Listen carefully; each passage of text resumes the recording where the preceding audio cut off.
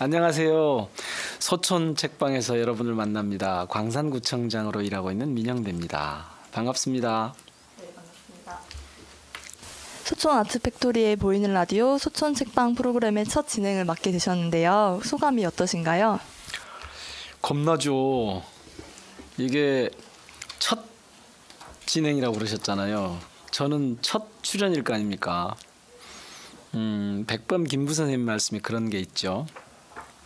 이렇게 눈 위에 이 길을 걸을 때는 신중하게 걸어라, 잘해라. 왜 그러냐 하면 네가 걸은 그 걸음걸음이 다음 사람에게 정말로 중요한 의미를 지니게 되니까 잘 걸어라, 그런 말씀이 있는데 처음 한다고 하시니까 야, 이거 잘해야 될 텐데 라는 그런 긴장감이 있습니다.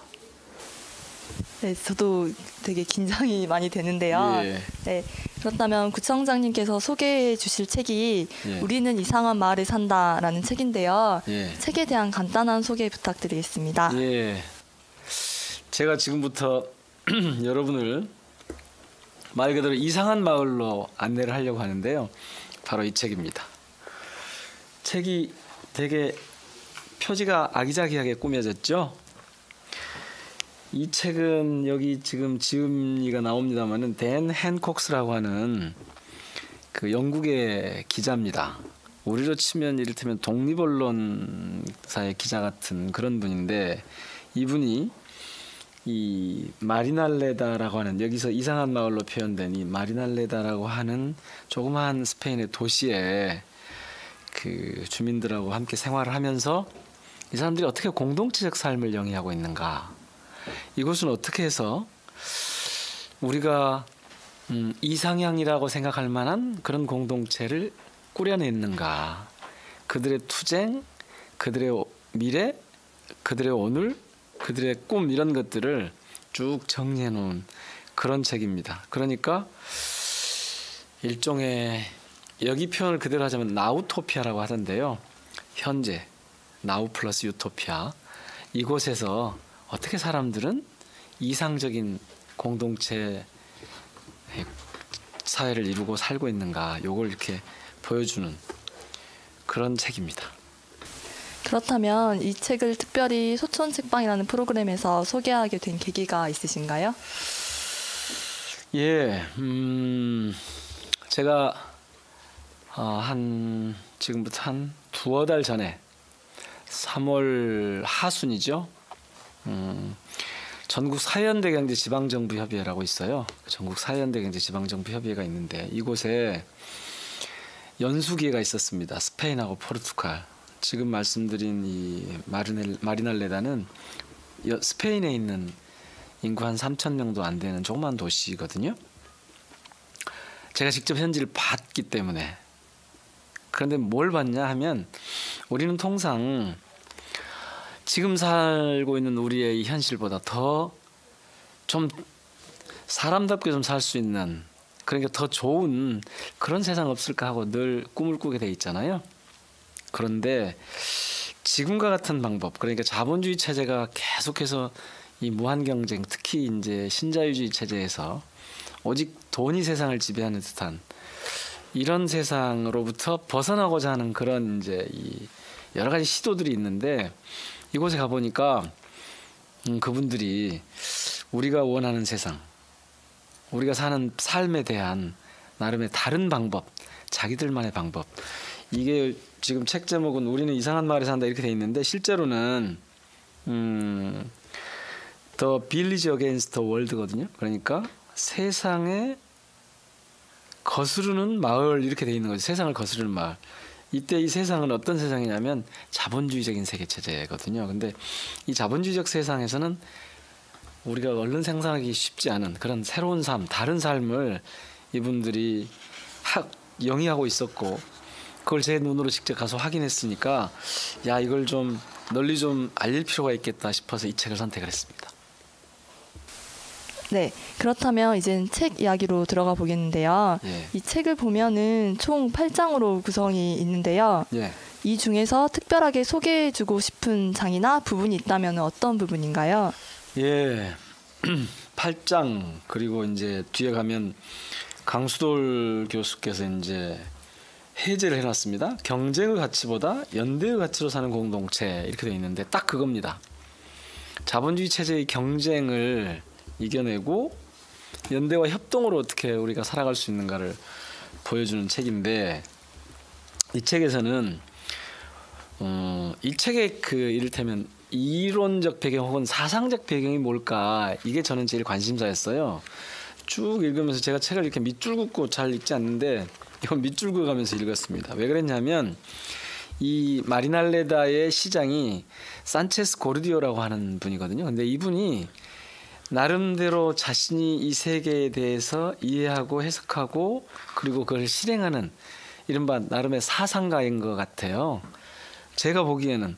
근데 저는 이제 평소에 정치인은 사상가여야 된다 이렇게 생각하거든요. 그러니까 분명한 가치가 정립돼 있어야 하고 그런 가치를 근거로 해서 이 사회를 세상을 우리가 생각하는 바람직한 방향으로 끌고 갈 만한 그런 그 사상적 배경을 갖추고 있어야 된다 생각을 하는데 이분이 그런 사상가인 것 같아요. 그래서 지난 한 7, 8년간을 매번 4년마다 선거를 하는데 이분이 계속 시장이 되는 거예요. 그러니까 분명한 사상적 배경을 갖고 있다는 거죠. 그래서 저는 이분의 이 사상이 뭔가 이걸 좀 눈여겨봤는데 한마디로 얘기하면 이런 겁니다. 세상의 중심이 돈이 아니라 사람이어야 한다. 사람을 세상의 중심에 세워야 한다. 이런 얘기거든요. 예를 들면요. 이 책에 227쪽을 제가 한번 여기 접어놨네요. 봐볼게요. 이렇게 얘기합니다. 사람들이 이제는 대안이 이 당인지 다른 당인지 인민당인지 사회주의 노동당인지 신경 쓰지 않아요. 그들이 원하는 것은 자본주의가 아닌 다른 체제로 바꾸는 것입니다. 노조와 정당, 단체는 다른 체제를 추구하고 이 대목이 중요한데요. 인간이 그 체제의 중심에 있어야 합니다. 사람들이 상품으로 여겨지고 있어요. 이익이 나면 사람을 쓰지만 이익이 나지 않으면 버립니다. 우리는 이런 무자비하고 비인간적인 가치관을 바꿔야 합니다. 나는 이것에 평생을 바쳤습니다. 이렇게 얘기하고 있거든요. 또 있습니다. 바로 앞에 217쪽에 보면 이렇게도 돼 있어요. 우리는 5.15 슬로건이라고 하는 게 이제 거기 걸려 있는데 이렇게 돼 있어요. 우리는 좌도 우도 아니다. 우리는 밑에서 오고 있고 맨 위로 가고 있다. 이렇게 하고 있습니다. 뿐만 아니라 또 이 책의 45쪽에 보니까요. 이런 얘기도 있어요. 여기도 제가 이제 이 밑줄을 그어놨는데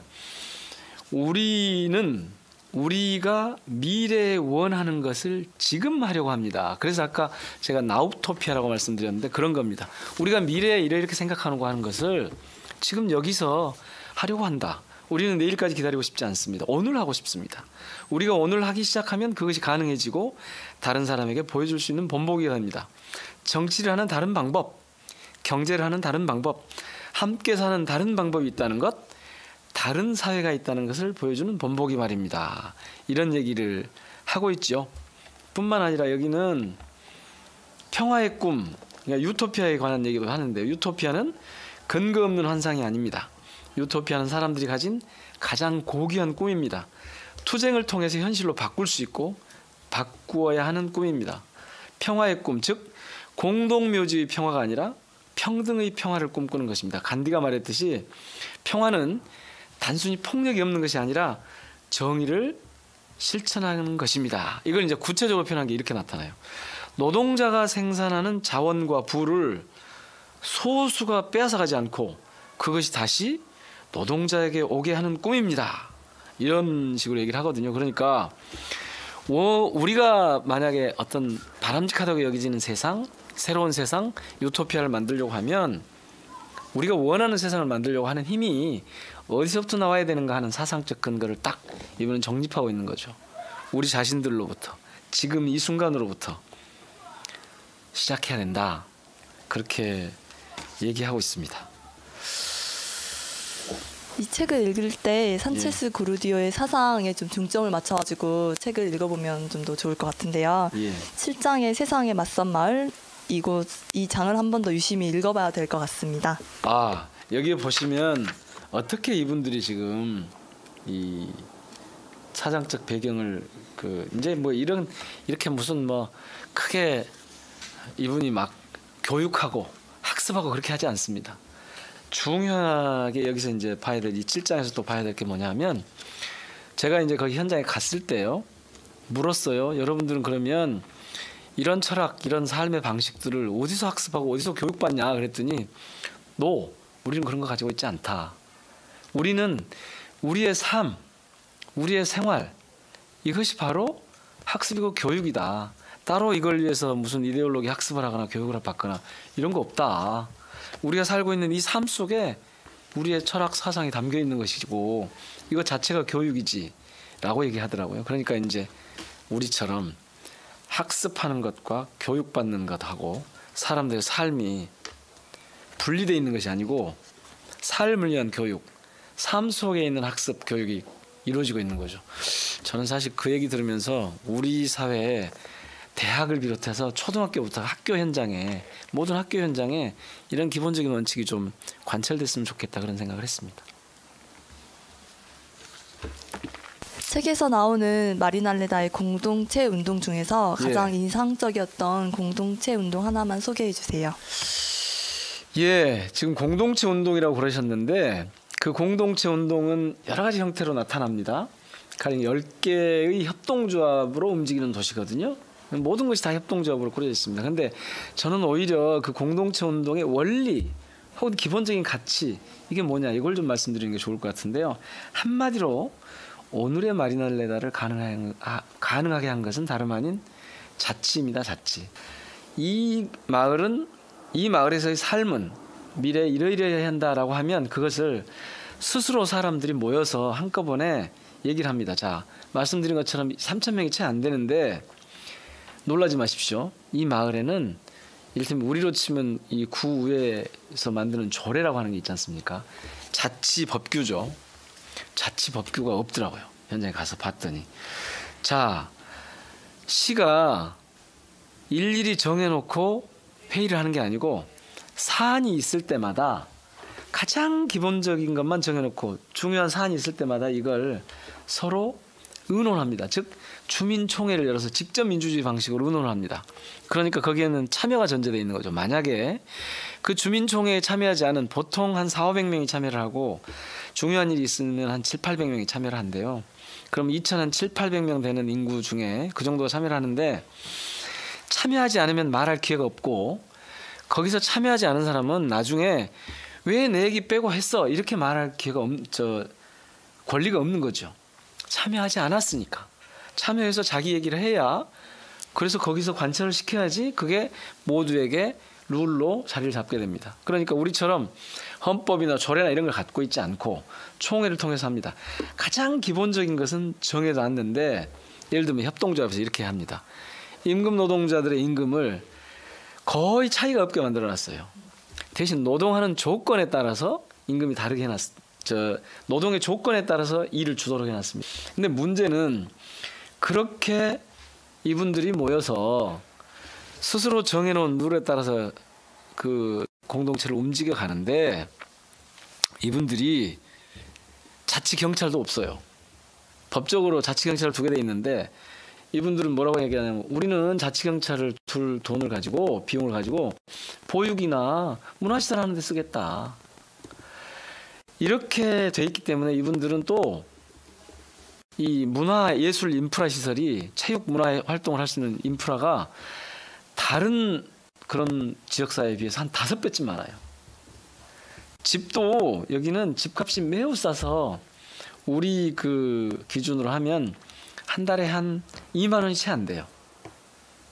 살림집을 350세대를 근래에 새로 지었더라고요. 근데 여기 임대료가 월 2만 원이 채 안 된다고요. 우리하고는 좀 상상이 좀 안 되죠. 자, 그런가 하면 매월 한 번씩 붉은 일요일이라 그래서 공동체 노동을 해요. 저희로 치면 옛날 저희 울력이라고 하는 게 있었거든요. 그건 대가를 바라고 하는 노동이 아니에요. 개인의 이 수입을 위해서 하는 노동이 아니죠. 그러니까 자기 노동력을 그냥 파는 게 아니라 자기 노동력을 공동체를 위해서, 공익을 위해서 쓰는 날 하루를 정해 놓습니다. 그래서 매월 몇째 주 일요일 몇 시면 사람들이 다 나와서 그동안 한 달 동안 공공 시설이나 이런 데 혹시 뭐 이상이 생겼거나 너무 지저분하거나 이러면 고치고 청소하고, 그래서 그 공동체에 필요한 그런 기반 시설들을 스스로 노동력을 투입해서 그걸 공동체 노동을 하는 거죠. 이렇게 합니다. 그런데 말씀드렸듯이 이분들은 그것을 무슨 법령을 정해놓고 뭐 하는 게 아니고 주민들의 합의로, 주민들의 수기로, 이제 요즘 그 수기 민주주의라는 말을 씁니다만은 깊숙이 의논하고 공감하고 합의해서 사람들이 자기들의 사는 방식을 정해나가는, 그야말로 온전한 자치를 일궈가고 있는 그런 것이었습니다. 그래서 그것의 공동체 운동이라고 아까 말씀하셨는데 자치 공동체 이렇게 표현하는 게 더 잘 어울릴 것 같아요. 저는 야, 이분들은 어떻게 이런 삶이 가능했을까? 우리하고 조건이 전혀 달라서, 많이 달라서 이걸 그대로 가져올 수는 없지만 제 감으로는 이런 자치 공동체 운동이 우리 사회에도 좀 널리 퍼지고 뿌리내렸으면 좋겠다. 그래서 사실은 광산구에서 저희들이 더불어 따뜻한 자치 공동체 얘기하는데 그 자치 공동체의 기본적인 배경을, 그런 이제 사상적 철학적 배경이 있는 건데 현장을 제가 본 셈이죠. 예. 그렇다면 광산구에서 해보고 싶은 공동체 운동은 무엇인가요? 근래에 가장 지금 제가 해보고 싶은 거는 그 아파트 공동체 운동입니다. 제 모토는 아파트 단지를 넘어서 마을로 하는 겁니다. 우리는 그냥 공간적인 기준 혹은 구분으로서 아파트 단지를 보통 생각하거든요. 근데 이 아파트 단지에 크면 한 3,000명 사는 데도 있고 많은 데는 뭐 4,5,000명 사는 데까지 있습니다. 적어도 뭐 보통 뭐 몇백 명에서 1,000명 이상은 보통 우리 아파트 단지에 살죠. 광산구는 아파트 거주 인구 비율이 대한민국에서 자치단체 중에 가장 높은 도시입니다. 세대수로 따지면 대략 한 70, 한 5, 6% 되는데요. 인구로 따지면, 그러니까 거주 인구 비율로 따지면 아파트 거주 인구 비율이 83.5%입니다.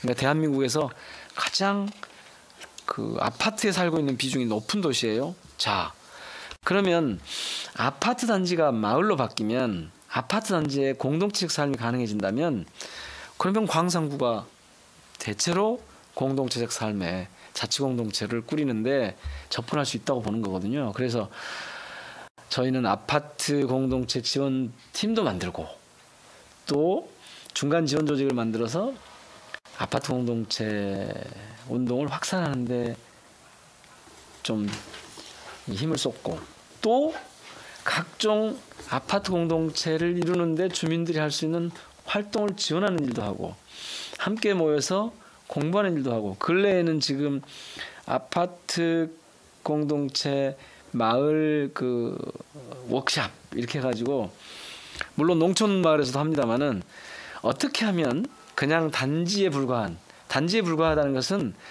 이곳에 사람들과 사람들이 관계 맺기, 즉 사회적 관계가 잘 형성되어 있지 않다는 뜻입니다. 그런데 마을 공동체가 된다는 뜻은, 마을이 된다는 것은 예전에 우리들의 마을에서 있었던 것처럼 이곳에 무슨 일이 있는지 알 뿐만 아니라 이웃하고 서로 소통하고 교통해서 필요하면 이웃의 일을 우리가 옆에 있는 다른 이웃이 어려운 일이 있을 때 거들어 주기도 하고, 좋은 일이 있으면 함께 기쁨을 나누기도 하고, 이제 제가 생각하는 것은 이렇게 해서 아파트에 마을이 생기면 그중에 제일 먼저 해보고 싶은 게, 우선 마을 분들이, 이 아파트 공동체 분들이 소비운동, 소비자 주권운동을 했으면 좋겠어요. 예를 들면 이런 겁니다. 자, 우리는 슈퍼에 가서 쌀을 사 먹습니다. 슈퍼에 가서 쌀을 사 먹는데, 만약에 어떤 아파트 단지에 마트나 슈퍼에서 싸 먹는 쌀하고 어떤 아파트 단지에서, 자, 우리가 이번 달에 어디 농협에, 가령 나주에 어디 농협에 쌀이 좋은 쌀이 있다고 한다. 이걸 갖다가 같이 구매해다 먹어보자 해서 특정한 시점이 되면 자기가 필요한 쌀을 주문을 하면 저쪽 아파트하고 직거래를 하게 된다고 하면 중간에 마진이 떨어지니까 당연히 쌀값은 떨어질 거고, 그러니까 비용은 적게 들고, 그리고 더 질 좋은 쌀을 먹게 되는 거죠. 제가 지금 쌀을 예로 들었지만 여러 가지가 가능하다고 봅니다. 그래서 그런 것이 가능한 생활협동조합, 소비자협동조합 같은 것을 만들어서 우리 생활에 필요한 여러 가지 것들을 함께 좀 해보는, 그러면서 이제 요즘 저희들이 공유운동, 공유도시 운동을 펼치거든요. 자, 우리 집에 망치부터 시작해서 모시며 드라이버며 모든 공구를 다 갖고 있는 집은 많지 않을 겁니다. 그런데 이 집에 있는 공구, 저 집에 있는 공구를 다 모아서 공구 공유함을 만들어 놓고 다 거기다 모아 놓고 필요하면 사람이 갖다 쓰고 나중에 쓰고 나면 다시 갖다 놓고, 이렇게 하면 훨씬 풍부해지겠죠. 그 공동체적 삶은 그런 거거든요. 개별 분산화되어 있던 개인의 삶으로부터 너랑 나랑 같이 사니까 훨씬 삶이 윤택해. 그리고 관계가 평화로워. 이렇게 되면 무슨 층간소음이니 뭐 앞에 뭐 주차를 잘못했다고 싸우는 이런 일이 많이 사라지겠죠. 그래서 저는 지금 가능하면 아파트가 단지가 아니라 마을 공동체로 바꾸는 그런 걸 좀 집중적으로 해보고 싶고 지금 시도하고 있습니다. 네, 마지막으로 이 책을 읽고 느낀 점 간단히 부탁드리겠습니다. 예, 두 가지인데요. 하나는 우리가 원하는 삶, 그러니까 보다 더 우리에게 잘 어울린다고 생각하는 새로운 삶, 새로운 생활 양식, 이런 것을 향한 꿈을 좀 잃어버린 것 같아요. 하도 경쟁에 찌들리고 환경이 우리에게 다 정해놓은 틀 안에서 살기를 강요하고, 특히 아이들 경우 심하잖아요. 교육 현장에 이런 게 심한데, 지금과는 다른 삶이 사람을 자유롭게 하고 관계가 평화로워지는 새로운 삶, 다른 삶이 얼마든지 가능할 수 있다. 특히 많은 것을 소유하고 경쟁에서 이기고 그래야만 자기가 세상에서 더 많은 것을 가질 수 있는 게 아니라 서로 연대하고 협력하고 협동해서 함께 새로운 세상을 만들어갈 수 있는 꿈을 우리가 꿀 수 있겠다. 즉 지금 이 자본주의 체제의 이 억압적인 이런 체제로부터 벗어나서 새로운 삶에 대한 꿈, 희망, 이런 게 우리들이 얼마든지 가능하겠다는 그런 생각 하나 하고요.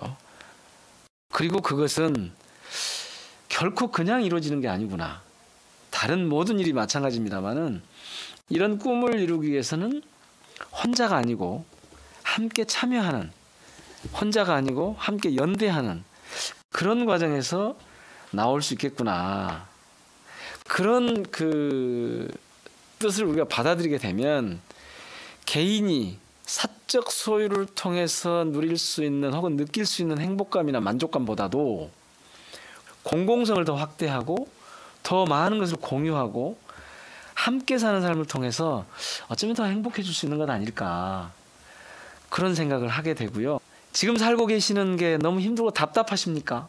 그러면 우리는 이상한 마을에 산다 라는 책을 한번 읽어보십시오. 틀림없이 갈증을 해소해 줄 것입니다. 더 중요한 건 아마 이 책이 우리에게 새로운 삶, 다른 삶에 대한 상상력을 자극해 주지 않을까, 그렇게 생각합니다. 네, 구청장님 감사합니다. 수고하셨습니다. 네, 고맙습니다.